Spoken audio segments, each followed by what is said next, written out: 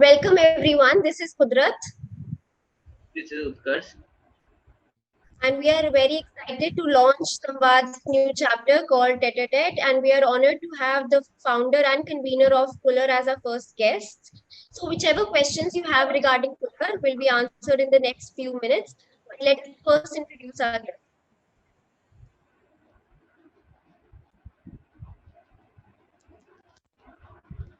So, we have Mr. Suresh Thakur, graduated from NLIU in 2013.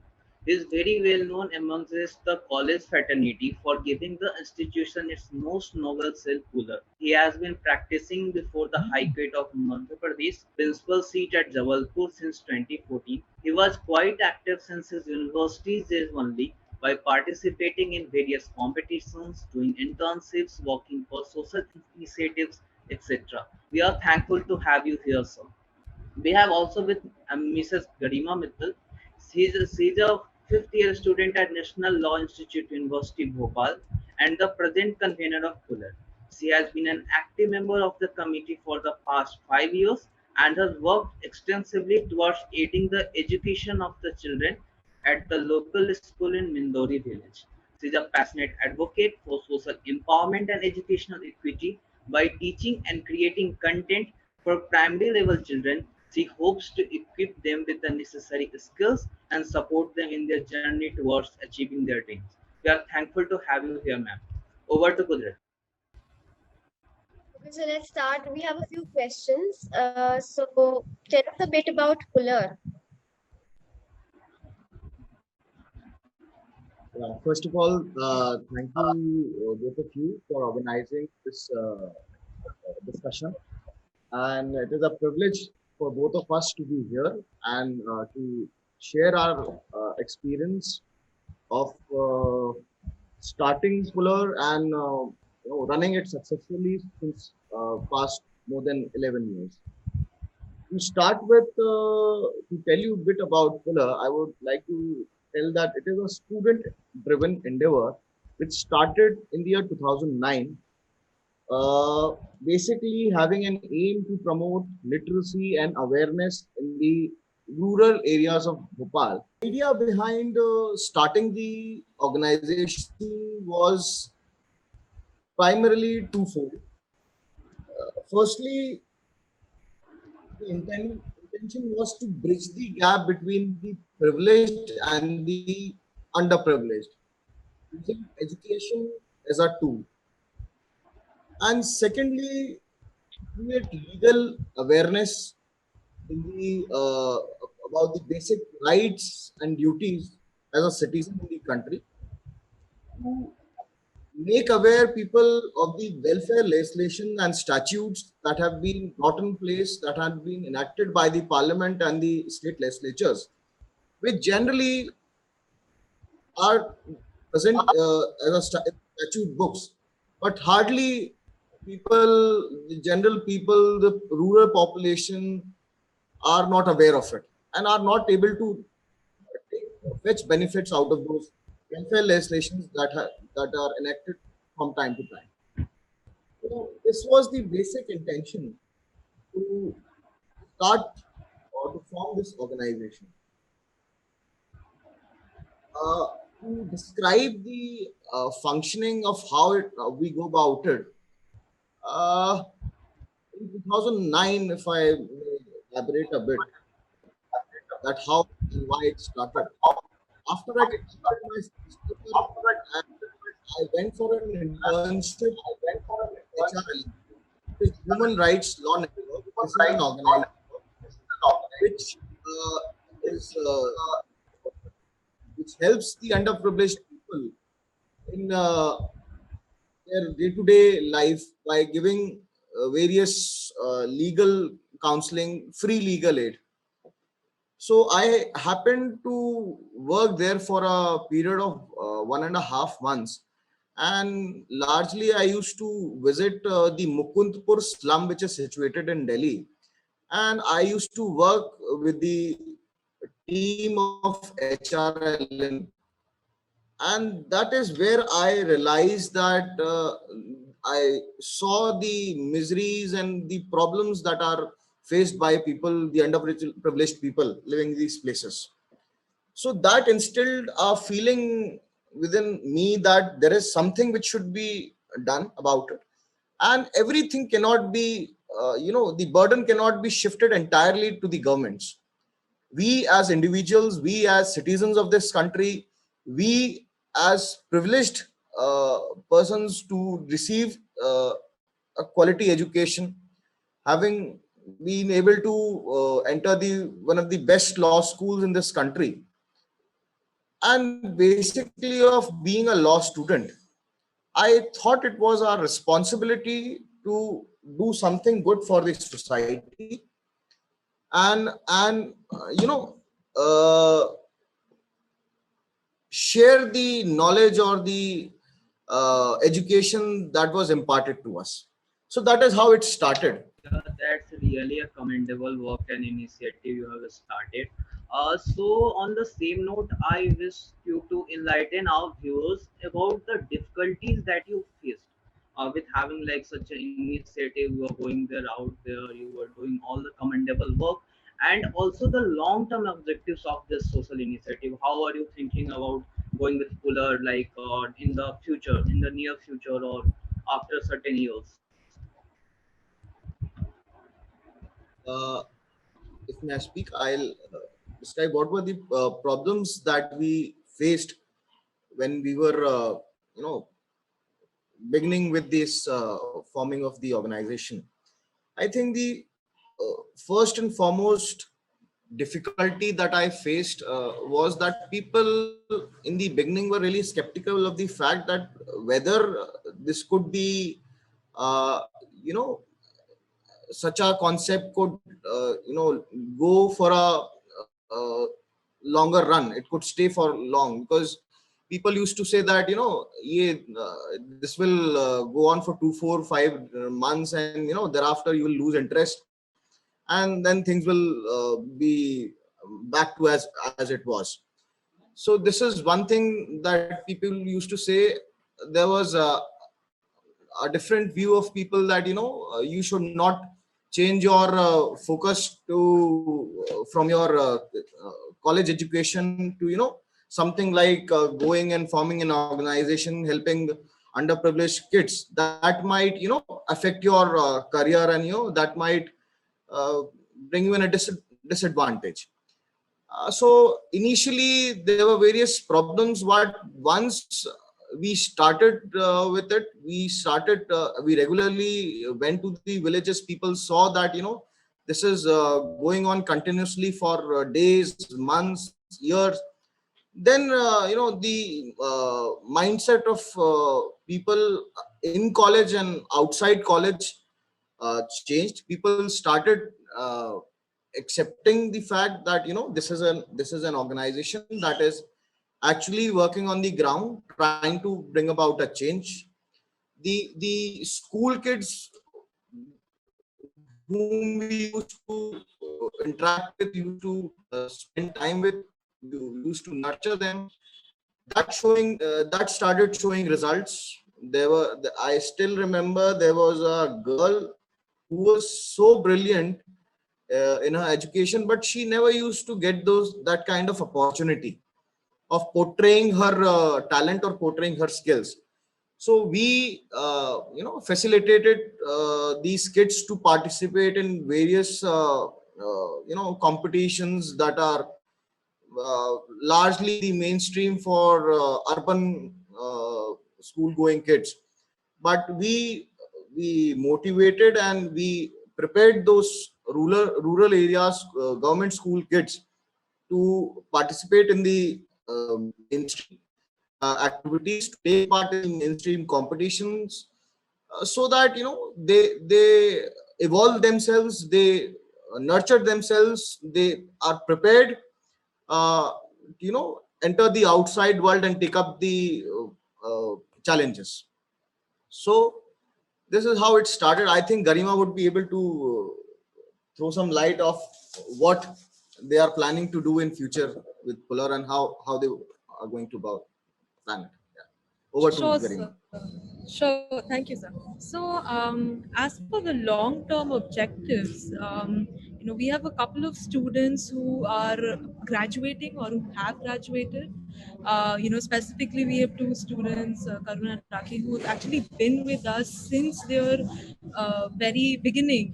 From I think we started with them from when they were in grade 5, and we've been taking them. We've been helping them every step of the way. We help them through their board exams. We help them through their both 10th and 12th grade. We help them throughout college. Rakhi, in fact, is preparing for the police services exam. And Karuna just got jobbed, recently, a couple of months ago. So, in this way, we just continue whatever kids we have taken charge of, specifically in Mendora and Mendori villages. We ensure that we continue to give them the support that they need in terms of financial resources, or generally educating them or giving them at least the opportunity to be able to we just hope that there aren't any financial impediments. That's basically our point, that the studying part of it, of course, we can teach them to a certain extent, but competitive exams and all, you need specialized teaching, you need specialized coaching. So for that, then we arrange those kind of classes for them. We talk to other organizations and we see what can be done for these kids. So I think long term, then we hope that not only do we continue supporting the kids that we have today, but also that we are able to adopt more and more villages. We are able to expand and basically reach out to certain other districts and sectors, work with other organizations. There are many brilliant NGOs, not just in Bhopal, but in generally, in India, who are doing amazing work with in our sector, especially in the sector of education and development of villages. So I think so we really hope to we have started and we continue to hope to collaborate with some of them. One specific example, if I had to give, would be a recent webinar that we had conducted with the founder of Parvarish. It's an NGO in Bhopal. It's called the Museum School, right? So they have very innovative technique of teaching the kids, where they take their children that they have adopted, that they have taken under their charge. They take them to various museums and then teach them history through that. So that there are always different methods of learning. There are always different techniques you can identify and adopt for these children. And so we also want, we are in talks of hopefully having our children, once the pandemic ends and school reopens once again, we're hoping that our children can start also become a part of this NGO and maybe take a couple of classes with her. So so this is one specific collaboration. Otherwise, we also collaborate with many health specialists. We have organized blood donation camps and health camps, with we've called doctors, and we had a one day general health checkup for everybody in the village of Mendor and Mendori. And of course, they were given prescription on the spot if there were any problems. And yeah, so these kind of activities, I think it's just all towards the development and uplifting the marginalized sections of the society. Yeah, that's really inspiring how Puller was established against all odds. And you mentioned collaborating with other organizations. I have a question regarding that. So, what sets Puller apart from other organizations or cells which work for social welfare, like universities, NSS, or legal aid cell? Right. So I'll just take this question. So specifically, let's start with legal aid cell, since you brought that up. So legal aid cell in general is about being able to provide legal advice to the disputes that the persons in the villages may have, right?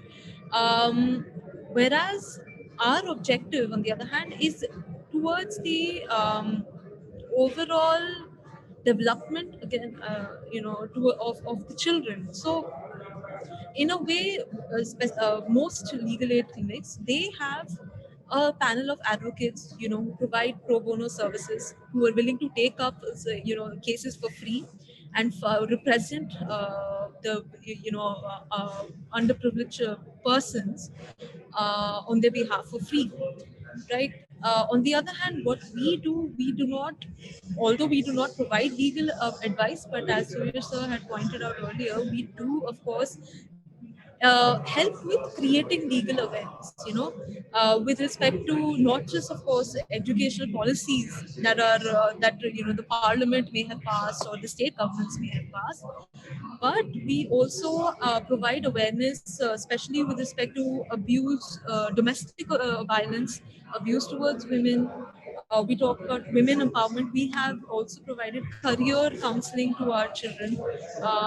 So these are more towards simply, if I had to put it in words, it's more towards the social aspect. It's more towards the social aspect than the legal aspect. We do not go to courts and represent, our clients.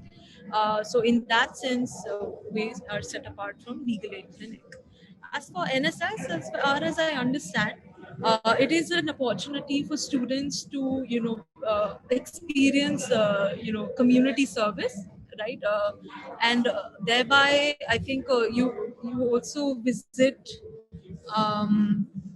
places, nearby places where there are underprivileged sections of the society. Again, those activities, they are slightly similar, but like our title, like our name suggests, Fuller stands for Law, Education and Rehabilitation. So we try to not only provide, we specifically concentrate on the sectors of education, health, and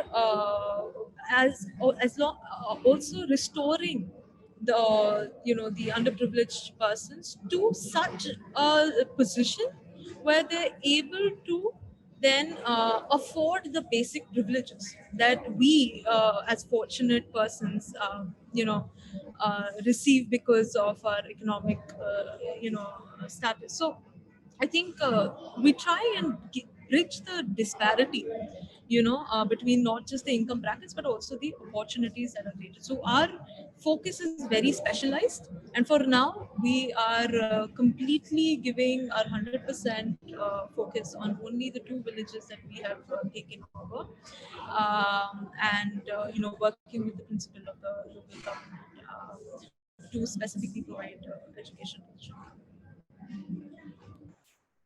That's really great.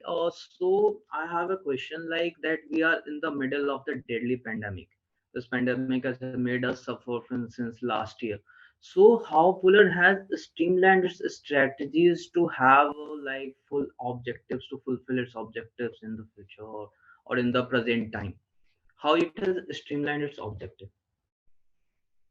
Yeah, thanks for the question. So currently, last year when we convened, one of our primary concerns, of course, like I've already said, we have was education and the health of the people. So I think it was back in September. We just convened for over a month, and we the first thing that we did was to have a donation drive to be able to arrange funds to so that we could provide sanitizers and masks to to all the persons living in Mendora and Mendori. And well, while it started with those villages, we actually were able to then, in a span of 2 weeks, we were able to arrange, sanitizers, masks, as well as notebooks for families, for over 200 families who were not only living in Mendora and Mendori, but also in several small nearby districts. So that was actually a very successful sanitation drive that we had, we had back in September. Um, again, in response to the pandemic, with respect to education, we started the online distance learning program, wherein we basically try and connect with our children, via virtual means.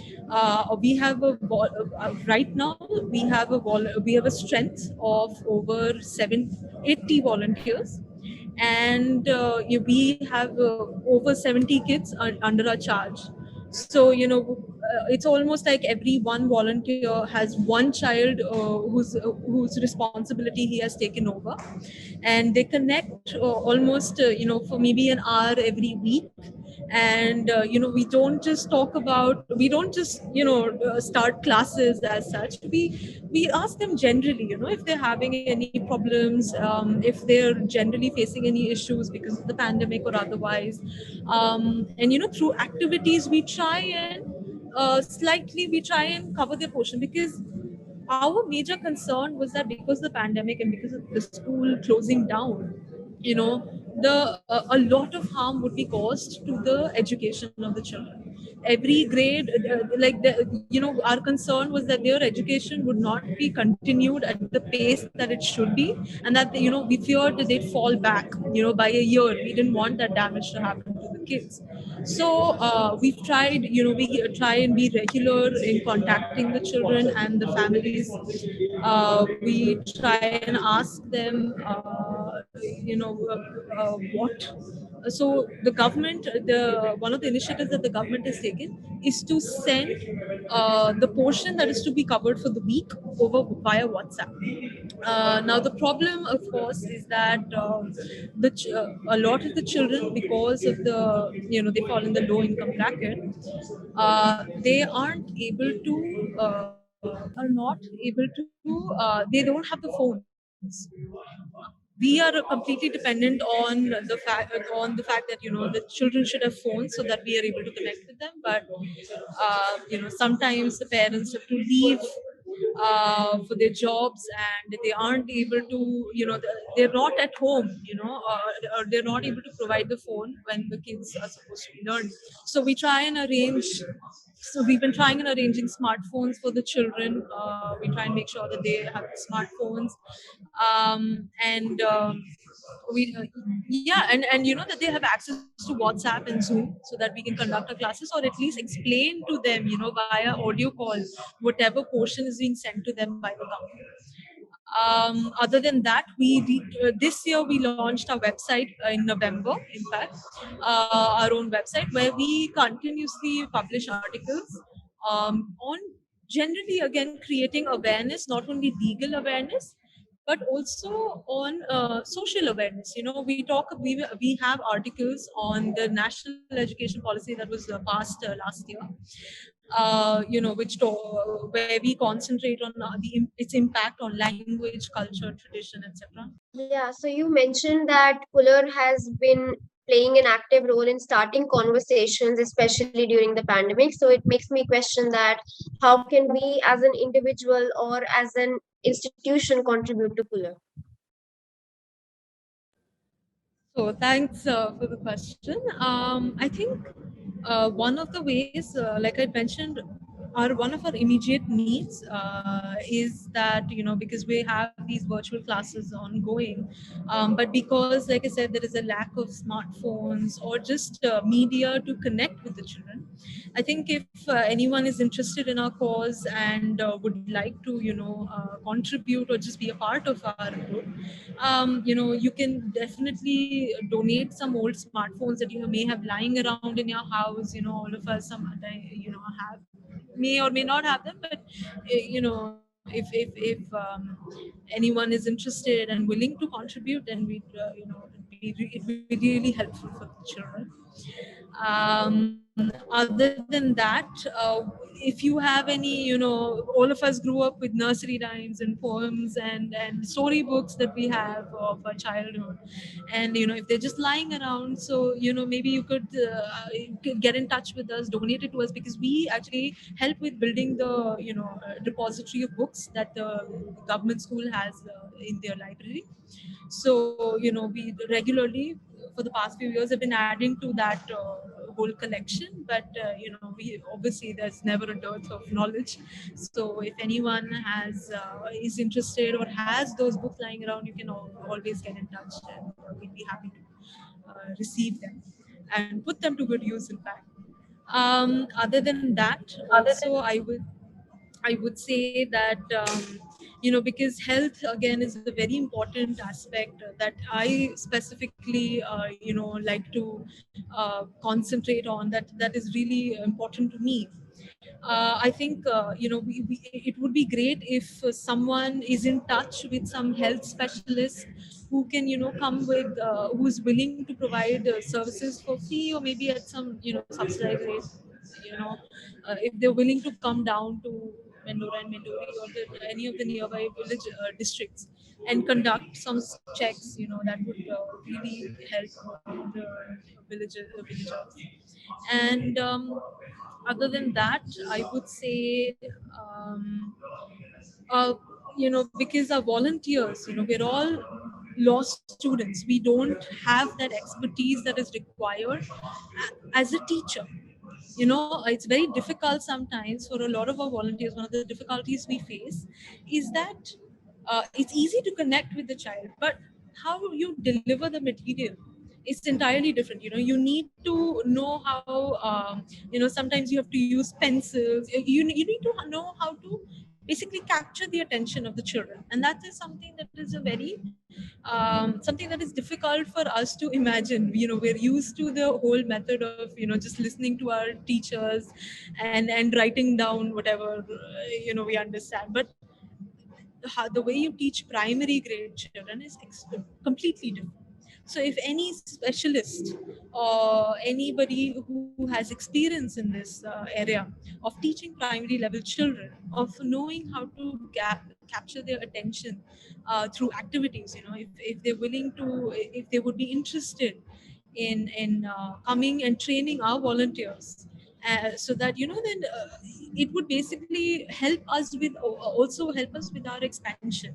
We'd be able to deliver our material in a much more effective way. And I think as long as it helps the children, we'd be open to any sort of a collaboration on that aspect. So we'd be happy to receive help in that in that area. And there's also our website, like I had mentioned earlier. It's a puller.nliu.ac.in. So we have an option there where you can submit your articles. So not only does it give an opportunity to law students or any student, any college student, to publish their articles and have platform to present their views, but it also then generates that kind of a atmosphere of discussion and public awareness in general. So if you have any social cause that you are passionate about, that of any information that you come across and that you would like to project to the public, to make it known, you can always go to a website and submit your article. And we have an entire editorial team who will review your article, get back to you with the comments, and help you with the process of having it published on our website. That's really interesting, and I think a lot of individuals would be happy to contribute to such a great initiative where you people are working hard and doing the things that a not lot number of organizations are still thinking of a dream. And now my last question is to Suez sir, that since we are also in law school and we are like trying hard to initiate to come up with such initiatives or something or other, so, what advice do you give us to start something or initiative, something proactive like Puller? See, I think in forming such a group, the most important factor is the willingness, the intention of the people who are forming this group to bring about a positive change, to do something substantial. Because it should not be a regular certificate exercise that you are doing something just for the sake of doing it, right? You must have that willingness, you must have that intention to do something for the society, to do something for the underprivileged people. And I think that the privileges or the platforms that we have been, you know, we have been fortunate in our life to have those platforms. It gives us the, responsibility to pull the people who are not able to, have these, be fortunate enough to have all these facilities in place, to pull those people out of their places where they are and bring them to the mainstream, bring them to the, you know the mainstream life, to, tell them about the various streams they could choose in life, to bring, to motivate them to participate in the, various competitions, to be able to take up good jobs, to be able to, support their families financially and otherwise. So for doing all this and for bringing about a positive change, the most important thing is that the group, however small it is, it may be of 2 people, it may be of 3 people, it may be of 5 people, but whatever the number, those people must have the intention and the willingness to bring about a positive change. That is the foremost, and most important thing, I guess, when you are beginning with something, like this. Apart from this, I would, suggest that there should be short term and long term goals, right? Because of the fact that, you may be, thinking of doing a lot of things, you may have a lot of goals in mind, that, we can do this, we can do this, we can do this, but, uh, we must also realize that, being a law student, there are various other, areas where we have to focus our own education, right? Then there are moot court competitions, then there are so many activities that go around in a law school. So you must have such goals in mind, which are achievable. And why I say short term and long term goals? Because let's say that you start with an education program, you, set a target in mind that, in a year span, these are the targets that we are looking to achieve, right?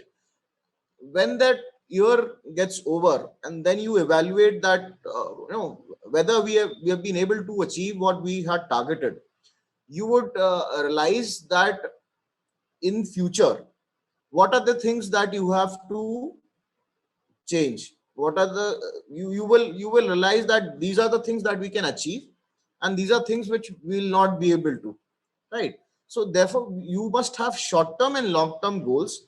You must, think about it, that, you should have goals in place which are achievable, which could be achieved, given the fact that you are a law student.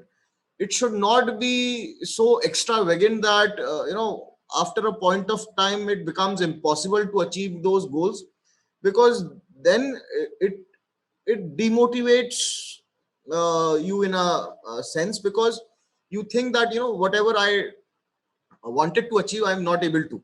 So therefore it is very important to have practical goals and targets in mind once you do this.